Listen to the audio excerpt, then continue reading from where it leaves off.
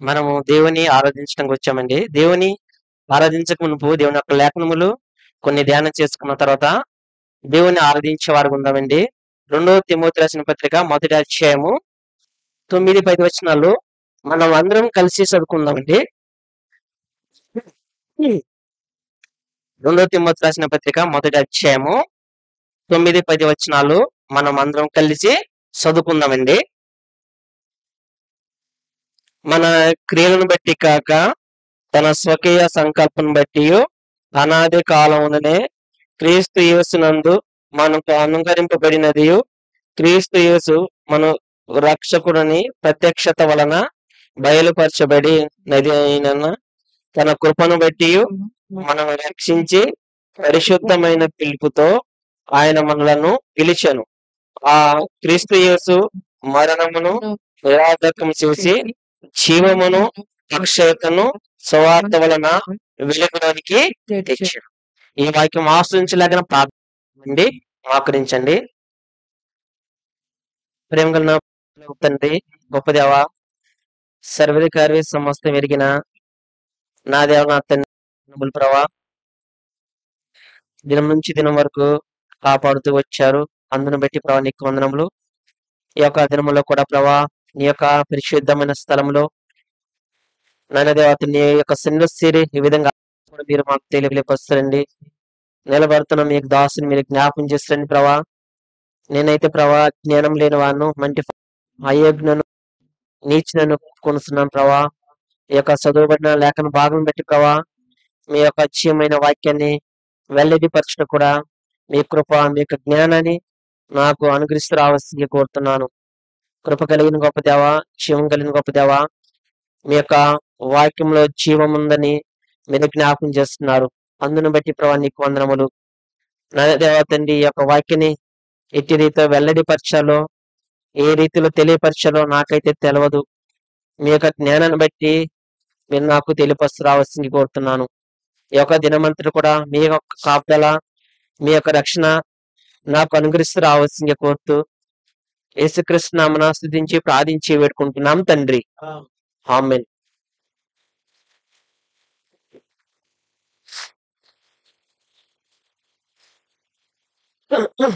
ఇక్కడ 2 తిమోతి రాసిన పత్రిక మొదటి అధ్యాయంలో అపోస్తలుడైన పౌలు ఈ విధంగా జ్ఞాపకం చేస్తూ రాస్తున్నాడు. చూడండి, అక్కడ 9వ వచనంలో రాస్తూ వచ్చాడు, మన క్రియలను బట్టి కాక తన స్వకీయ సంకల్పం బట్టి అనాది కాలముననే క్రీస్తు యేసునందు మనకు అనుగ్రహింపబడినది. చూడండి, అనాది కాలంలోనే దేవుడు ఆయన మనల్ని ఏర్పాటు చేసుకున్నాడు.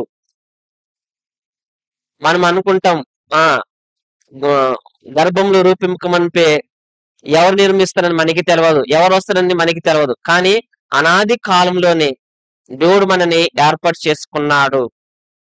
క్రింద ఆ రాస్తూ వచ్చాడు ఏమని, క్రీస్తు యేసు మరణము నిరార్థకం చేసి జీవమును అక్షయతను సువార్త వలన వెలుగులోని తెచ్చాను. ఆయన యొక్క మరణాన్ని ఆయన వెనుకంచ వేయలేదు, నిరార్థకం చేశాడు. నేను చనిపోతాను, నేను చనిపోయిన పర్వాలేదు, నేను రక్తం చేత కడగబడ్డ నా యొక్క ప్రజలు వారు జీవించాలని ఆయన మరణాన్ని నిరార్థకం చేశాడు, వెనుకంజ వేయలేదు. భూలోకానికి వెళ్ళాలి, నేను తండ్రి ఇచ్చిన విధేయతను ఆజ్ఞను అనుసరించాలి, దాని ప్రకారం నేను జీవించాలని తన యొక్క జీవితాన్ని మన కొరకు అంకితం చేసుకున్నాడు. మనమైతే నేను బ్రతికితే చాలు, నా కుటుంబం బ్రతికితే చాలు, నా కుటుంబంలో సభ్యులు బ్రతికే చాలు అనుకుంటాము. కానీ మన యొక్క దేవుడు జీవం కలిగిన వాడు, నిత్య జీవాన్ని ఇచ్చేవాడు. మన కొరకు తన యొక్క జీవితాన్ని, తన యొక్క మరణాన్ని మన కొరకు అంకితం చేసుకున్నాడు. ఆయన మరణించిన రీతి, ఆయన మరణించిన త్యాగ ఫలితాన్ని బట్టి మనము చీకట్లో ఉన్న యొక్క జీవితాన్ని మనకు వెలుగునిచ్చిన్నాడు. చూడండి, నెహెమ్యా గ్రంథంలో కూడా దేవుని యొక్క లేఖనములు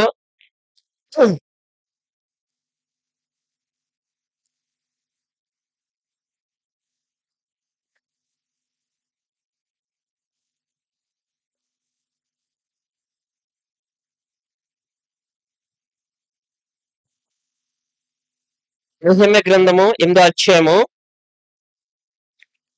9-10 వచనాలు చదవండి ఒకళ్ళు.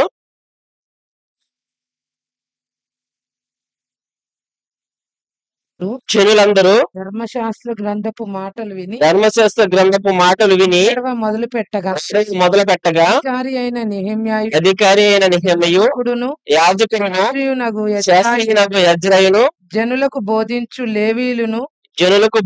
లేవీయులను మీరు దుఃఖపడవద్దు, ఏడవద్దు. ఈ దినము దేవుడైన యెహోవాకు ప్రతిష్ఠిత దినమని మీ దేవుడైన యెహోవాకు ప్రతిష్ఠిత దినమని జనులతో చెప్పిరి. చాలా ఇక్కడ చూడండి, వారు దేవుని యొక్క వాక్యాన్ని, దేవుని యొక్క ధర్మశాస్త్రాన్ని వారు దేవుని యొక్క వాక్యాన్ని వారు ప్రకటిస్తున్నప్పుడు వారిలో దుఃఖం వస్తున్నది. దేవుని యొక్క లక్షణాలు వారు అర్థంతో వివరిస్తున్నప్పుడు వారు ఏడుస్తూ వస్తున్నారు. ఎజ్రా నెహెమ్యా వాళ్ళకి జ్ఞాపకం చేస్తున్నారు, మీరు ఏడవవద్దు. ఇది ప్రతిష్ఠిత చేసిన దినము. ఈ దినము దేవునికి అప్పచెప్పాలి. దేవుని యొక్క సన్నిధిలో ఆరాధించే వారికి ఉండాలి.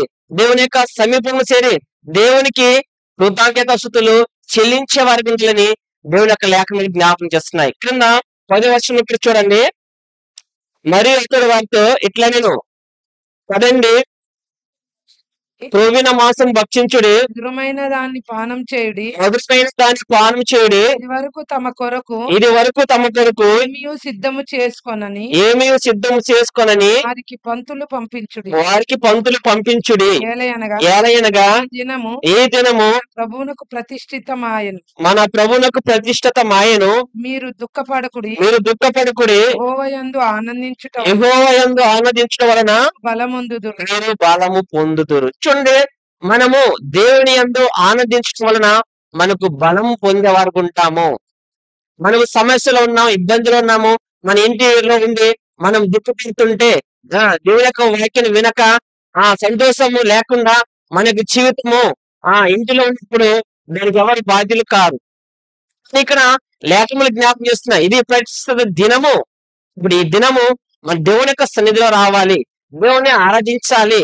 దేవునికి ఇవ్వాల్సిన సమయము దేవుని సన్నిధించినప్పుడు వారు అట్లా జ్ఞాపకం చేస్తున్నారు, యెహోవా యందు ఆనందించడం వలన మీరు బలము పొందేదారు. మన దేవుని యందు ఆనందం కావాలి. దేవుని యొక్క సన్నిధిలో ఆనందంతో ఎప్పుడైతే వస్తామో, దేవుని యొక్క సన్నిధిలో పూర్ణ రీతికి ఎప్పుడు వస్తామో మనకి జీవితంలో బలము పొందేవారికి ఉంటాము. జ్ఞాపకం చేస్తున్న చూడండి, 6వ వచనంలో కూడా ఎజ్రా దేవుడైన యెహోవాను మహాదేవుడైన యెహోవాను స్తుతింపగా జనులందరూ మా చేతులెత్తి ఆమేన్ అని పలుకుచు నేలకు ముఖములు వంచుకొని యెహోవాకు నమస్కరించిరి. వారు దేవుని యొక్క సన్నిధిలో ఎజ్రా మహాదేవుడైన యెహోవాను స్తుతించగా జనులందరూ చేతులెత్తి ఆమెన్ అని పలుకుచు నేలకు ముఖములు వచ్చుకొని యెహోవాకు నమస్కరించిరి. వారు దేవుని ఎదుట విజయ కలిగి దేవుని ఆరాధిస్తున్నారు. దేవుని యొక్క వాక్యాన్ని వారు వెల్లడిపరిచినప్పుడు, ప్రకటించినప్పుడు వారి హృదయంలో ముచ్చుకున్నది, మేము ఎందుకు ఇలా జీవిస్తున్నాము, మనకి జీవితం ఇలా ఎందుకున్నది అని వారు దుఃఖపడుతున్నప్పుడు వారు దేవుని యొక్క వాక్యాన్ని జ్ఞాపకం చేస్తారు. ఇది ప్రతిష్ఠిత దినము కాబట్టి మీరు దేవుని సన్నిధిలో చేరి దేవుని ఆరాధించాలి. దేవునికి ఇవ్వాల్సిన సమయం దేవుని సన్నిధిలో మీరు సమయాన్ని అర్పించవాలని దేవుని యొక్క లేఖనాలు జ్ఞాపకం చేస్తున్నాయి. చూడండి, ఎస్ఐ గ్రంథకర్త ఈ విధంగా జ్ఞాపకం చేస్తూ వస్తున్నారు.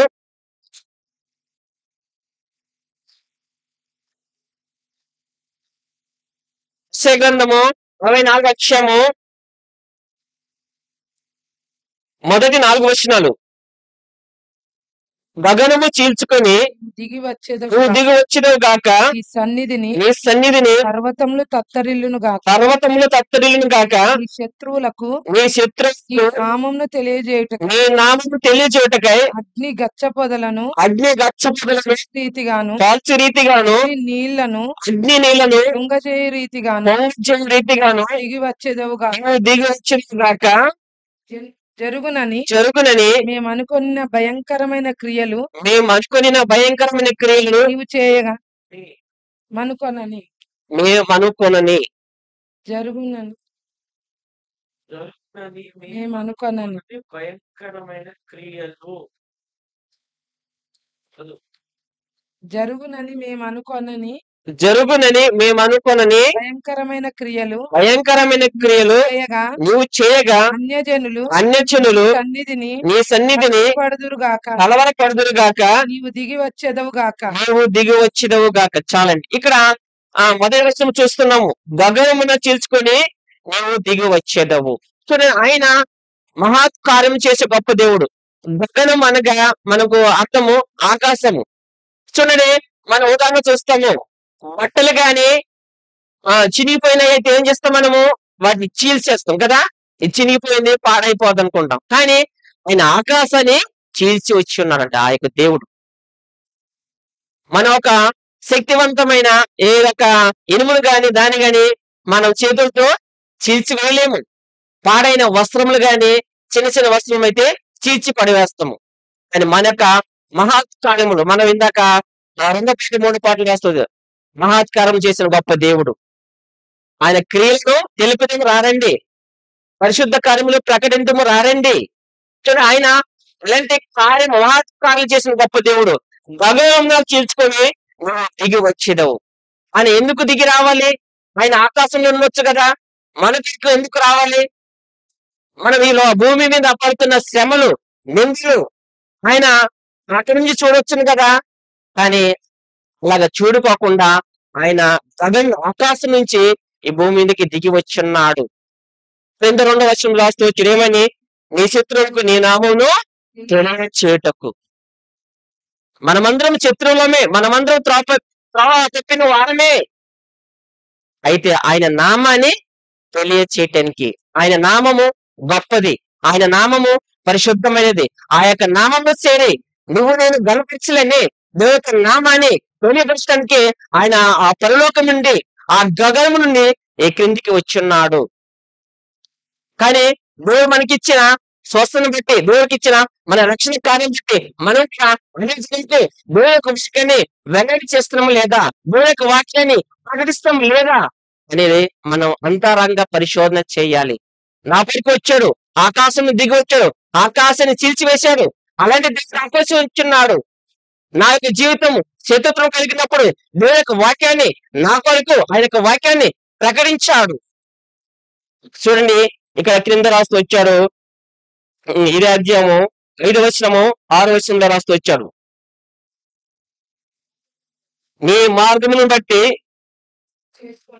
నిన్ను జ్ఞాపకం చేసుకొనుచు సంతోషముగా నీతిని అనుసరించు వారిని నువ్వు దర్శించుచున్నావు. చిత్తగించుము, నీవు కోపపడితివి, మేము పాపులమైతిమి, కాలము నుండి పాపములలో పడి ఉన్నాము. రక్షణ మాకు కలుగునా, మేమందరము అపవిత్రుల వంటి వారమైతిమి. మా నీతి క్రియలన్నీ ఆ నీతి క్రియలన్నీ గుడ్డవలే నాయను, మేమందరము వలె వాడిపోతిమి, గాలివాన కొట్టుకొని పోవునట్లుగా మా దోషములు కొట్టుకొని పోయాను. మనకు జీవితము అలాంటిది. ఆయన జ్ఞాపకం చేస్తున్న ఆ గగనం నుంచి ఆయన చీల్చి ఆయన మన కొరకు ఈ భూలోకానికి వచ్చిన్నాడు. మనకు పాపములు ఎలాగున్నాయో, మనకు నీతి ఎలాగున్నదో దేవుడికి తెలుసు. అయితే ఆ యొక్క నీతి మనలో ఆయన మన కొరకు ఆ యొక్క కలవరిశిలలో తన యొక్క ప్రాణాన్ని అప్పగించుకుని ఉన్నాడు. 5వ వచనం రాస్తూ వచ్చాడు, నీ మార్గం బట్టి నువ్వు జ్ఞాపకం చేసుకొనొచ్చు, సంతోషంగా అనుసరించే వారిని నువ్వు దర్శిస్తున్నావు. ఇప్పుడు ఎవరైతే నీతిగా జీవిస్తున్నారు, ఎవరైతే భయం భక్తి కలిగి జీవిస్తున్నారో వారి కుటుంబంలో వారిలో దేవుడు దర్శింపజేస్తాడు. నేను ఇది ధ్యానం చేస్తున్నప్పుడు ఇక్కడ వచ్చిన తర్వాత నాకు ఇందాక పాడిన పాట చూస్తే ఆ పాటకి ఈ వాక్యానికి లింక్ అయినట్టు అనిపించింది. దేవుడు మన కొరకు ఆ కార్యాలను ప్రకటించమంటున్నాడు, దేవుడు వెల్లడిపరచమంటున్నాడు. రెండవ వచనం చూస్తే ఆయన చేసిన కార్యం బట్టి రక్షణ కార్యము మనలో జరిగేదే ఉంటుందని జ్ఞాపకం చేస్తున్నాడు. ఆయన ఆ శిలువలో ఆయన రక్తాన్ని చిందించడం బట్టి ఆ రక్షణ కార్యం మనలో జరిగేదే ఉంటుందని జ్ఞాపకం చేస్తున్నాడు. నాలుగోది చూసినప్పుడు మన యొక్క పాపమైన జీవితము, మన దోషమైన జీవితము మన కొరకు వాటిని అన్నిటి కూడా తీసివేసి ఉన్నాడు.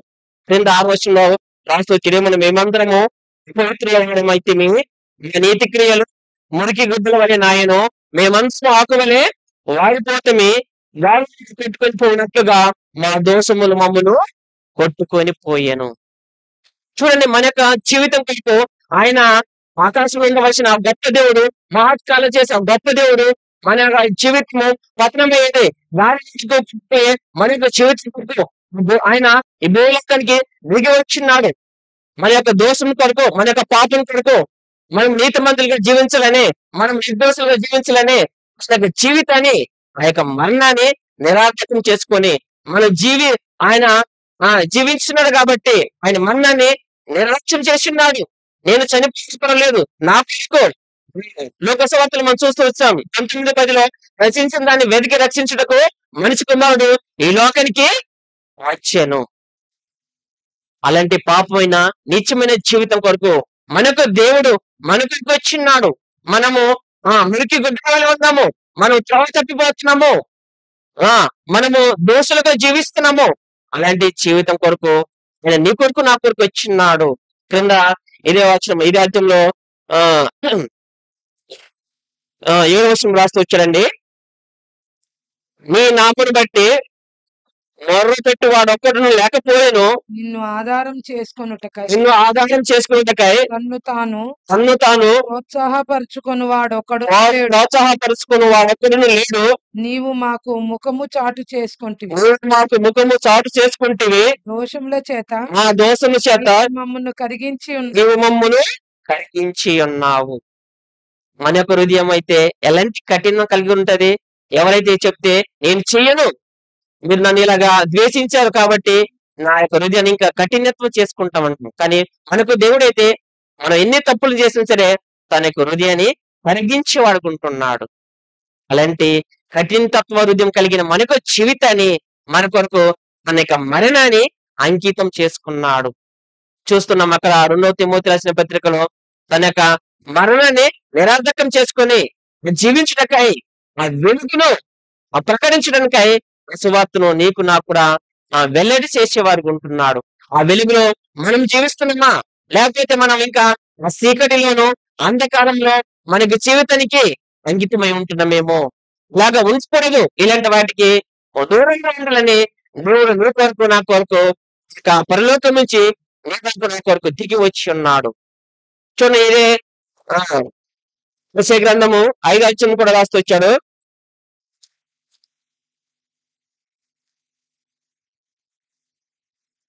5వ అధ్యాయము 20వ వచనము. కీడు మేలు కీడనియు చెప్పుకొని చీకటి వెలుగనియు వెలుగు చీకటనియు ఎంచుకొని వారికి శ్రమ చేదు తీపనియు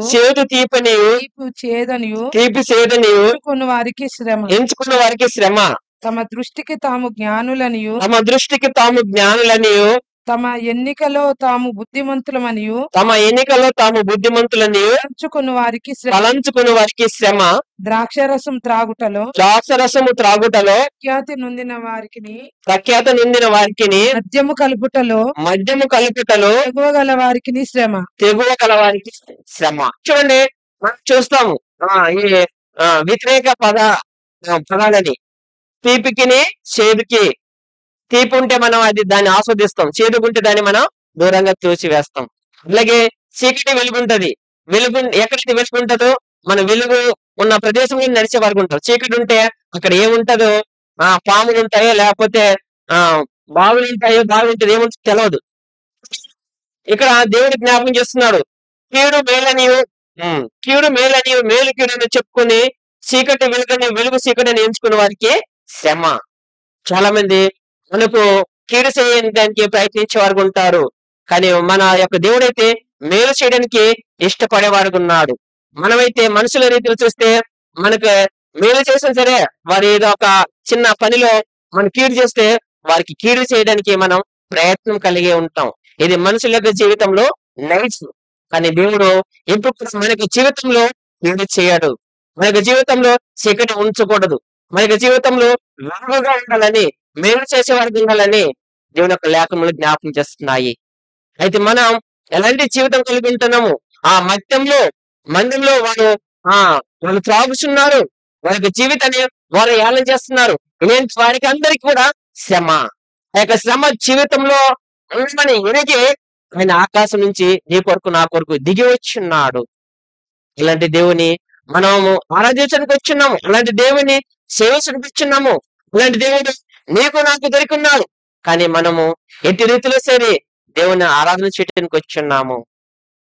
చూడండి, యోబు గ్రంథంలో రాస్తూ వచ్చాడు.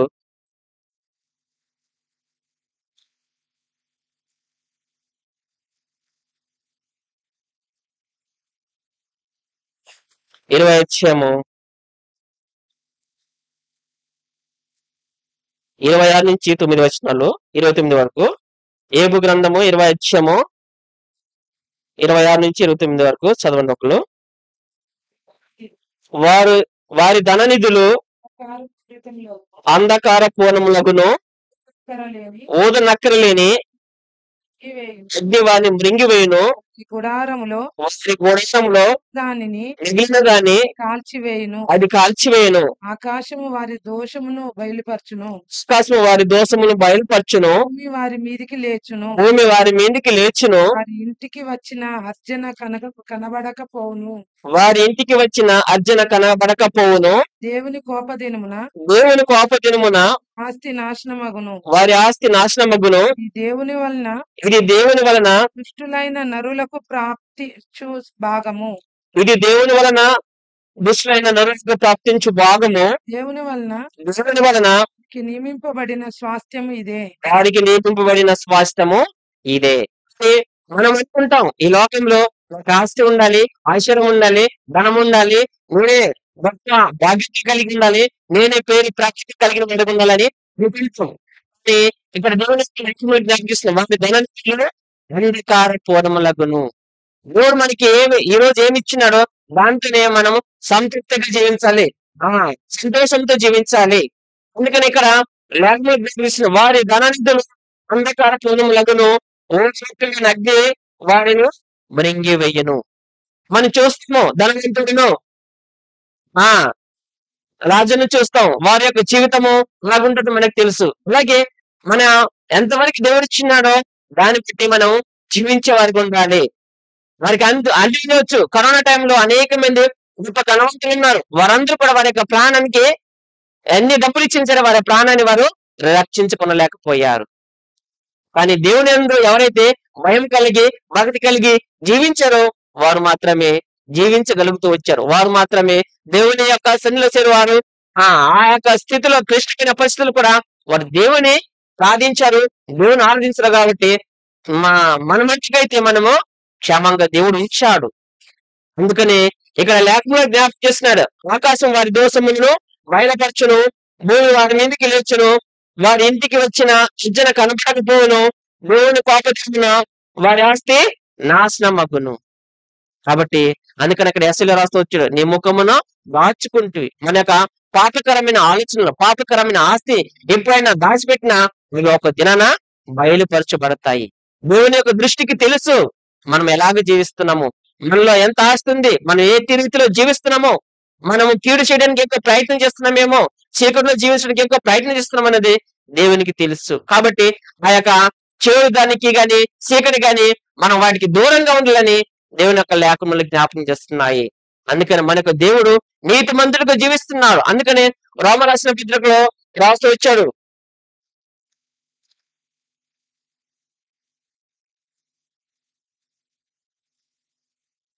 3వ అధ్యాయము 9వ వచనం నుంచి 16 వరకు. రోమ రాసిన పత్రిక 3వ అధ్యాయము 9వ వచనం నుంచి అండి 16 వరకు ఒక చదవండి.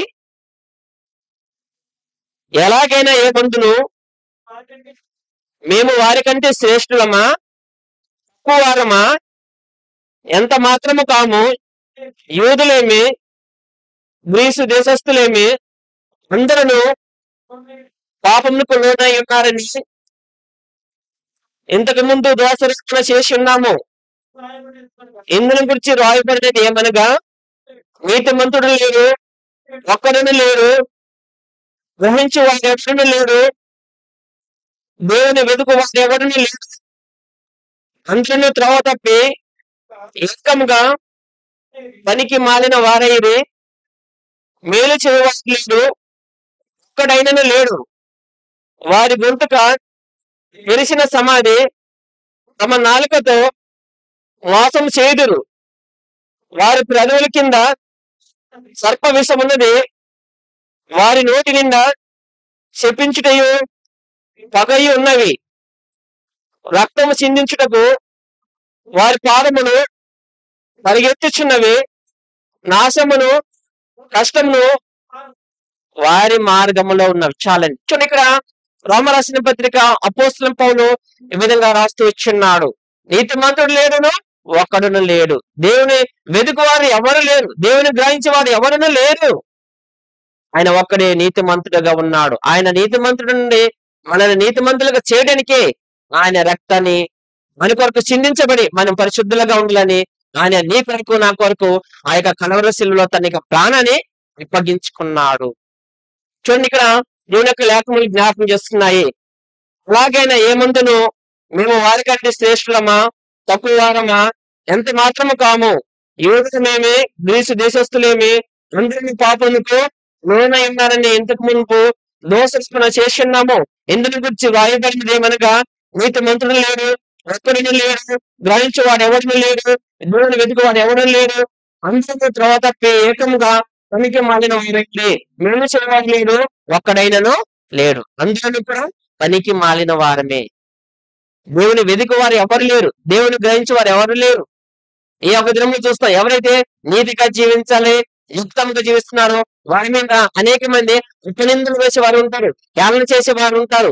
వీరు ఎందుకు ఇలా జీవిస్తున్నారు, మరి నిజంగా జీవిస్తున్నారు, వీళ్ళ మన ముందు నటిస్తున్నారని అనేక మంది జనులు చెప్పుకుంటారు. కానీ దేవుడు ఇక్కడ జ్ఞాపకం చేస్తున్నాడు, దేవుని వెతుకువాడు ఎవడునో లేడు, గ్రహించేవాడు ఎవడునో లేడు. ఆయన ఒక్కడే నీతిగా జీవిస్తున్నాడు. ఆయన ఒక్కడే ఆ యొక్క నీతి మనలో ఉండాలని తన యొక్క జీవితానంతా కూడా నిరర్థకం చేసుకున్నాడు. మనలను జీవించడానికే, మనలను వెలుగులోని తేవడానికే తన యొక్క జీవితాన్ని అంకితం చేసుకున్నాడు. అలాంటి దేవుడు మనకు దొరుకున్నాడు. అలాంటి దేవుని సేవించడానికి వచ్చినాము. కానీ నిరర్థకం చేసిన దేవుని ఎదుట, ఆయన మన కొరకు తన యొక్క మరణాన్ని ఉపయోగించిన దేవుని ఎదుట మనకు జీవితం ఎలాగుందని దేవుని యొక్క సన్నిధిలో మనం ఆరాధించే వారికి ఉండాలి. ఇక్కడ అపోస్తలుడైన పౌలు రాములో రాస్తూ వచ్చాడు, 11వ వచనం రాస్తూ వచ్చాడు, వారి గొంతుక తెరిచిన సమాధి. మనకు గొంతుకుల మనకు నోట్లు ఇచ్చావు, మాటలు ఎందుకున్నాయి, కఠినంగా ఉన్నాయా, వేరే వారిని సమాధానంతో మాట్లాడుకుంటున్నామా? మన నోటి నుంచి వచ్చే మాటలు దేవునికి సమాధానం కరుగా ఉంచాలి. కొంతమంది అయితే కఠినంగా మాట్లాడతారు, కొంతమంది అయితే దుర్భాష మాట్లాడతారు. అందుకనే వారు గొంతుక తెరిచిన సమాధి. వారి మాటల్లో కఠినంగా ఉంటుంది, వారి దేవుడు ఉన్నాడు, వారి చూసుకో వాక్యం ఉండదు, వారిలో దేవుని యొక్క జీవం ఉండదు. కాబట్టి వారి యొక్క గొంతుకలో, వారి యొక్క నాలుకలో వారు తెరిచిన సమాధిగా మాట్లాడుతున్నారు. కానీ నువ్వు అలాగే మాట్లాడుతున్నామేమో, అలాగే ఉన్నప్పుడు మన దేవునికి బిడ్డలము కాము. కానీ నేను ఆ జీవితము ఎలాంటి జీవిస్తున్నాము, తెరిచిన సమాధి. చూడండి, ఎవరైతే కఠినంగా మాట్లాడతామో వారి యొక్క హృదయం మన యొక్క హృదయంలో నొచ్చుకుంటది. నన్ను ఎందుకు వాళ్ళు ద్వేషించారు, నాతో ఎందుకు వారు కిరక్షగా మాట్లాడారు. మనం ఎదుటి వారితో మాట్లాడినప్పుడు వాకి చూసి వారికి ఇచ్చే సమాధానం కావచ్చు, వారికి వేసే ప్రశ్న కావచ్చు, మనం ఆలోచించి వేయాలి. ఎందుకంటే ఎదుటి వారిని మనకు దేవుడు ఎగతాళి చేసేవాడు కాదు, మా బాధపరిచే దేవుడు కాదు. వారికి ఇచ్చే సమాధానం అయినా సరే సమాధానంగా ఇవ్వాలి. వారికి వేసే ప్రశ్న కూడా మనము ఎక్కువగా ఆలోచించి వారికి ప్రశ్నలు వేసేవారికి ఉండాలి. తెరిచిన సమాధి గొంతుక లేక ఉండిపోతుందని దేవుడు ఇక్కడ జ్ఞాపకం చేస్తున్నారు. చూడండి, వారు గొంతుక తెరిచిన సమాధి తమ నాలుకతో మోసము చేయుదురు. వారి యొక్క నాలుకతో వారు మోసం చేస్తున్నారు. మనకు జీవితము అలాంటి స్థితిలో ఉన్నదేమో, అలాంటి దాని నుంచి ఆ యొక్క నాలుకను గాని అన్ని కూడా సంపూర్తిగా దేవునికి చెప్పేవారిగా దేవునికి మనం విజ్ఞాపన చేయాలి. క్రింద రాసి వచ్చారు చూడండి, వారి నోటి నిండా చెప్పించిన పక్కై ఉన్నవి, రక్తము చిందించుకు వారి పాదములు పరిగెత్తుచున్నావి. చూడండి, ఈ లోకంలో అనేక మంది చూస్తాం, మనుషులు చంపడము, ఒకరినొకరు చంపడము, ఒకరి మీద ఒకరు ద్వేషం పెంచుకొని తల్లిదండ్రులకు లేక అన్నతమ్ములు గాని ఆస్తి ఆస్తి విషయంలో గాని భూమి విషయంలో గాని తగాదులు వచ్చినప్పుడు వారి పాదములు ఎలా ఉన్నాయంట, రక్తము చిందించడానికి. నాకే ఎక్కువ ఉండాలి, ఆస్తి నేనే వారసుడిగా జీవించాలి అనే రక్త సంబంధం కూడా మనం చూడకుండా వారిని చంపివేసే వారికి ఉంటాము. అలాంటి జీవితం నుంచి భూమని ఆయన రక్షణలోనికి తీసుకొచ్చిన్నాడు. అందుకని మనం చూసాము మన యొక్క భాగంలో తిమోతి రాసిన పత్రికలో ఏమని జ్ఞాపకం చేస్తున్నాడు చూడండి, 9వ వచనము, మన క్రియలను బట్టి కాక మన స్వకీయ సంకల్పం బట్టి అనాది కాలంలోనే క్రీస్తు యేసునందు మనకు అనుగ్రహింపబడినది, క్రీస్తు యేసును మన రక్షకుని ప్రత్యక్షత వలన బయలుపరచబడి నది అయినను తన కృపను బట్టి మనల్ని రక్షించి పరిశుద్ధమైన పిలుపుతో ఆయన మనలను పిలిచాను. ఆయన పరిశుద్ధమైన పిలుపుతో మనల్ని పిలిచి ఉన్నాడు. అయితే మన యొక్క పిలుపు ఎలాగున్నది, కఠినంగా ఉంటది. వేరే వారితో పిలిచేటప్పుడు గాంభీర్యంగా పిలిచేవారు ఉంటాం, కానీ ఆయన అలాగా పిలవలేదు. పరిశుద్ధమైన పిలుపుతో నిన్నను పిలిచి ఉన్నాడు. అలాంటి పిలుపు కలిగిన ఆ యొక్క దేవుడు ఆయన యొక్క జీవితాన్ని నిర్లక్ష్యం చేసుకున్నాడు. నా యొక్క జీవితం ఈ యొక్క భూమి మీదకి వచ్చినప్పుడు మనిషిని పర్వాలేదు, కానీ ఇక్కడ ఉన్న జనులు, ఇక్కడ ప్రజలు, వారు నన్ను నా యొక్క జీవితం బట్టి వారు రక్షించబడాలని, రక్షణ మార్గంలో ఉండాలని, నీతి మార్గంలో జీవించాలని, నీతియుక్తమైన జీవితం వారు జీవించాలని తన యొక్క జీవితాన్ని నీ కొరకు నా కొరకు నిరర్ధకం చేసుకున్నాడు. అలాంటి దేవుని జీవించడానికి వచ్చున్నాము. చూడండి, ఎఫెసీయులకు రాసిన పత్రికలో రాస్తూ వచ్చారు,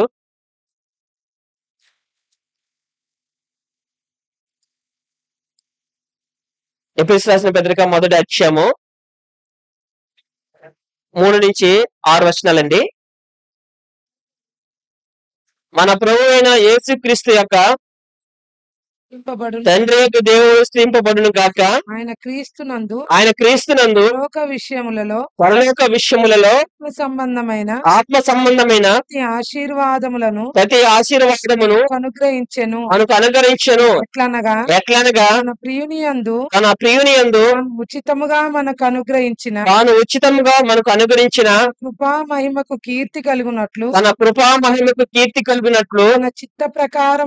తన చిత్త ప్రకారమైన సంకల్పం చొప్పున యేసుక్రీస్తు ద్వారా తనకు కుమారులుగా స్వీకరించుటకై మనలను ముందుగా తన కోసం నిర్ణయించుకొని మనము తన ఎదుట పరిశుద్ధులమును నిర్దోషులమునై ఉండవలనని జగత్తు పునాది వేయబడక మునిపే ప్రేమ చేత క్రీస్తులో మనల్ని ఏర్పరచుకొనెను. ఆయన క్రీస్తులో మనలను ఏర్పరచుకొనెను. జగత్తు పునాది వేయబడక మునిపే. మనం శరీర భాగంలో అనాది కాలం సంకల్పం నుండి ఆయన మనని ఏర్పాటు చేసుకున్నాడు. ఇక్కడ ఎఫెసీయులకు రాసినప్పుడు ఆయన జగత్ పునాది వేయబడక మునిపే ఆయన మనల్ని ఏర్పాటు చేసుకున్నాడు. చూడండి, మంత్రి సింగ్ అంకుల్ గారి దినములో ఆయన దేవుడు సార్వభౌమత్వం నందు సంపూర్ణంగా ఆయన పిలుచుకున్న ఆ యొక్క దినములో ఇది అంటే చాలా సార్లు అన్నయ్య గారు చెప్పి ఉంటారు, వారు హైదరాబాద్ నుండి ముంబై వెళ్ళే ఒక ప్రయాణంలో ఆయన రైలు ఎక్కి వెళ్ళాలి కాబట్టి వారు విమానం అయితే ఆ విమానం హైదరాబాద్ నుండి ముంబైకి వెళ్ళాలి కాబట్టి మనం చూడండి, ఎక్కడికి పైన వేసినప్పుడు బస్ వెళ్ళిపోద్దని ఒక అర్ధగంట ముందే స్టేషన్ కి వెళ్తాం. బస్ స్టేషన్ కానీ ఆటో సెంటర్ కానీ ఏదైనా సరే బస్సు వెళ్ళిపోతే నేను ఇంకా వెళ్ళలేను, నాకు ఇంకేం రాదు అనుకుంటా. ఆ యొక్క ప్రయాణంలో ఆయన ఎలాగున్నాడంటే కలత లేకుండా, అంటే ఆయన యొక్క జీవితంలో కలత లేకుండా బెదర్స్గా అంటే నాకు ఆ యొక్క విమానం ఎక్కువది అనే నమ్మకం అతనిలో ఉన్నది. ఎందుకంటే ఆయన దేవుడిలో సంపూర్ణమైన నమ్మకం కలిగి ఉన్నాడు. అయితే అతను తోడే వ్యక్తులు కావచ్చు, సోదరులు కావచ్చు, జత పని వారు వాళ్ళేమంటారు, ఈయన ఎక్కడెందుకు టైంని వృధా చేసుకుంటున్నారు, టైం అంతా వేస్ట్ అయిపోతున్నది, ఇక్కడ విమానం దొరకదు, మళ్ళీ తర్వాత వెనక రావాల్సి వస్తుందని అక్కడ జత పని వారు అనుకుంటారు. అలాగనే ఆ విమానము వెళ్ళిపోయింది. చూడండి, అప్పుడు మనలో ఒక ఆలోచన వస్తది. ఈయన వల్ల విమానం ఎక్కలేకపోయాము, వెళ్ళలేకపోయాము. ఎందుకు అంటే అక్కడ జరిగిన మధ్య సంభాషణ ఏంటి? వచ్చిన వ్యక్తులకు ఎవరైతే అనారోగ్యం ఉన్నారో వారి కొరకు ప్రార్థన చేస్తున్నారు. వారు అక్కడిని తెలుసుకుని వారి కొరకు ప్రార్థన చేస్తున్నారు కాబట్టి ఆ సమయము ఇక ప్రజలతో గడిపాడు.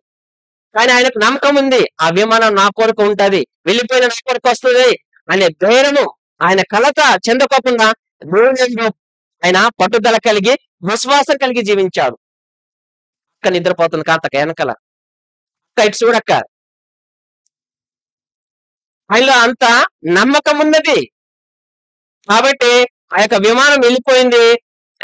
ఇక స్టేషన్కి వచ్చిన తర్వాత వీళ్ళందరూ కూడా అతని మీద మాట్లాడుకుంటున్నారు. టైం వేస్ట్ అయిపోవటం వల్ల విమానం దొరకలేదు అనుకున్నాడు.